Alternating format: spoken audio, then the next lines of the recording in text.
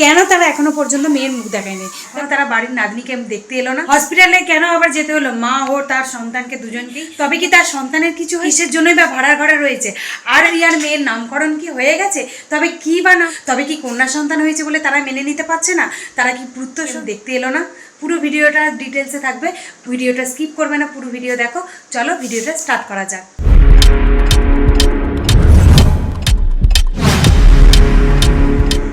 রিয়া ও সৌরভ দা তার কেন মেয়ের মুখ দেখাচ্ছে না? মুখটা দেখাচ্ছে না কেন বলো তো? কিছু কিছু নিয়ম থাকে যেগুলো কিন্তু আমরা নিয়মের বাইরে যেতে পারি না। পরিবারের যারা বড়রা মানে জানে তারা কিন্তু বারণ করে দিয়েছে।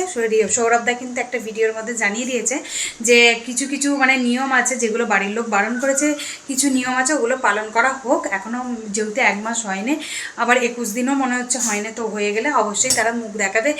তারাও চায় যে তার কন্যা সন্তানের মুখটা সবাই দেখুক, এত মানে আশা করে, যেহেতু প্রত্যেকটা বন্ধুরা রয়েছে, আমরা সবাই খুব আশা করে রয়েছি তার প্রচুর মুখ দেখবো, তো অবশ্যই সে দেখাবে, তবে কিছুদিন পরে। ভাড়ার ঘরেতে তারা আছে, আমি আরও একটা ভিডিওতে দেখিয়ে দিয়েছি, তোমরা একটু গিয়ে দেখে নিও কেন কেন তারা ভাড়ার ঘরে রয়েছে।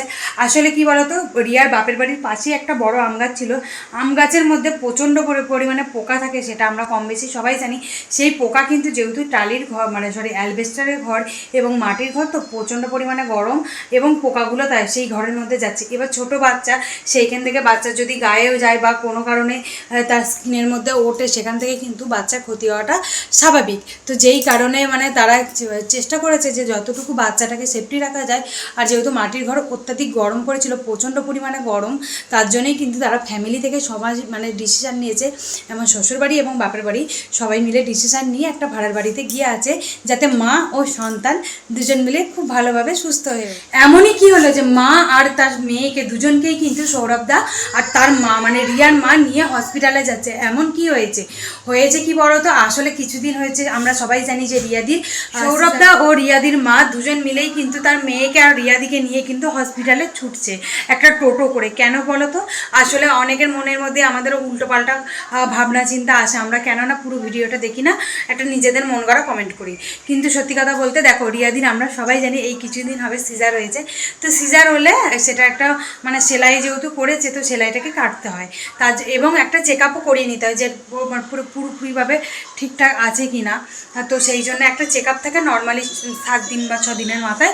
তো সেই জন্যই কিন্তু তারা চেক আপ করাতে গেছে, এবং সদ্য বাচ্চা যেহেতু তাকেও কিন্তু একবার ভালো শিশু ডাক্তার দেখে একটা চেক আপ করিয়ে নিতে হয় যে সে পুরোপুরিভাবে ঠিকঠাক আছে কি না। অনেকে জন্ডিস হয় বা অনেক রকম কিছু হয়, তো সেই কারণেই কিন্তু একবার ভালোভাবে চেক আপটা করিয়ে নিলে মা ও মেয়ে দুজনেই নিশ্চিন্তভাবে এবার থাকতে। তবে কি কন্যা সন্তান হয়েছে বলে সৌরভদার ফ্যামিলি থেকে এখনও তার কন্যা সন্তানকে দেখতে আসতে মানে চাইছে না, বা কেনই বা দেখতে এলো না তার কন্যা হয়েছে? তবে কি তারা কন্যা সন্তান পছন্দ করে না? তারা কি পুত্র সন্তানের আশা করেছিল? এমনটা কিন্তু একদমই নয়। রিয়াদি কিন্তু একটা নিজে সে জানিয়েছে যে কি অসুবিধার কারণে তার মানে শ্বশুরবাড়ির লোকজন এখনও আসতে পারেনি। দেখো, আমরা তো কম বেশি জানি যে মানে বাচ্চা সন্তানকে, মানে সেটা কন্যা হোক বা পুত্র হোক, মানে যেই হোক না কেন, আমরা বাচ্চাকে প্রচণ্ড পরিমাণে সবাই ভালোবাসি মন থেকে। তো সেরকমই তারাও দেখো, তার প্রথম একটা সন্তান, কোনোদিন কি কোনো ঠাকুমা বা কোনোদিন কি কারোর মা রাগ করে থাকতে পারে? একটা কন্যা সুন্দর লক্ষ্মী এসছে তার ঘরে। তো যাই হোক, সেরকম কিছু পারিবারিক কারণ নয়, তোমরা এই মানে জিনিসটাকে খুব বাজে চোখে একদমই দেখো না। তাদের মাঠে কিছু মানে কাজ ছিল, আসলে ধান লাগিয়েছিল, আর এমনিতেই ওয়েদারের অবস্থা দেখতে পাচ্ছ, খুব বৃষ্টি হচ্ছে, তো তাই জন্য মাঠের কাজটাকে একটু এগিয়ে তারপরে নাতনির কাছে এসে অনেকটা সময় কাটানোর প্ল্যানিং করেছে কিন্তু সৌরভদার ফ্যামিলি। তো মানে ওই জন্যই কিন্তু এখনও পর্যন্ত আসে না, তবে খুব তাড়াতাড়ি তারা আসবে, এবং তোমরা তারপর মানে ব্লগও দেখতে পারবে, মানে সেই ভিডিওটাও দেখতে পারবে তার বাড়ির লোকজন এসেছে তার মেয়েকে দেখতে। তো যাই হোক, আমার ভিডিওটা এতটুকুই ছিল। তবে হ্যাঁ, আমার নিজের একটা পার্সোনাল মতামত, মানে আমার ভীষণ ভালো লাগে সৌরভদাকে, মানে সৌরভদা একটা মানে সেই লেভেলের মানুষ আর কি।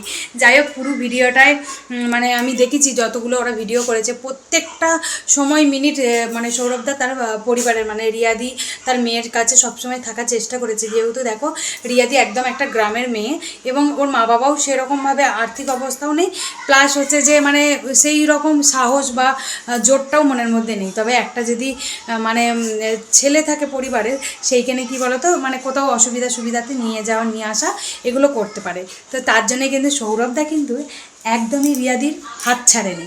তো যাই হোক, সেও তার মেয়ে সন্তানকে নিয়ে খুব হ্যাপি রয়েছে।